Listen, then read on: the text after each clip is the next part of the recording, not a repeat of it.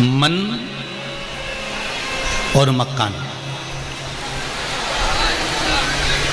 इन दोनों की सफाई, इन दोनों को साफ करना बहुत जरूरी है।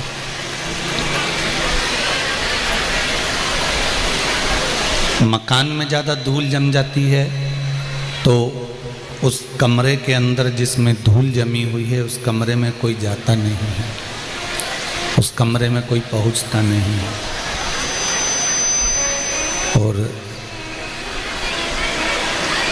मन में अगर धूल जम गई, मन के भीतर अहंकार की अगर धूल जमी है तो उसमें भी परमात्मा प्रवेश नहीं करता, उसमें भगवान नहीं आता।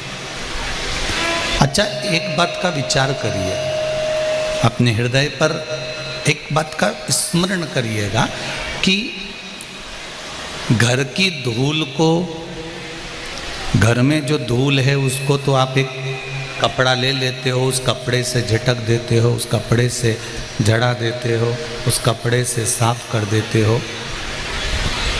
पर जो भीतर की धूल है, अपने अंदर की जो धूल है, उसे किस कपड़े से झड़ाओ? तो शिव महापुराण की कथा कहती है वो कपड़ा कोई दूसरा नहीं होता जिससे धूल जड़ाई जाती है, अहंकार की। अहंकार की धूल को झड़ाने के लिए गुरु की वाणी का जो कपड़ा होता है उससे सारी धूल अपने आप जड़ जाती है।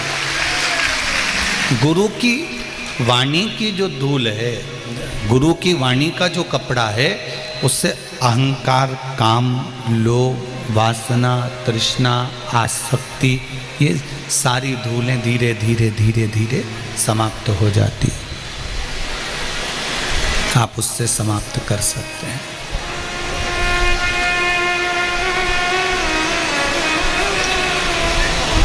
थोड़ा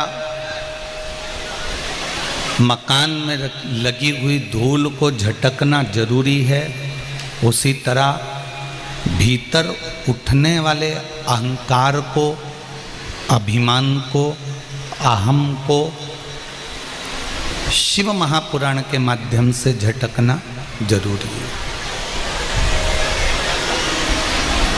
किसी गुरु की शरणागति, परमात्मा के दरवाजे की शरणागति, भगवान के चौखट की शरणागति, भगवान की भक्ति की शरणागति, गुरु चरणारविंद की शरणागति हमको कुछ फल अवश्य देती है।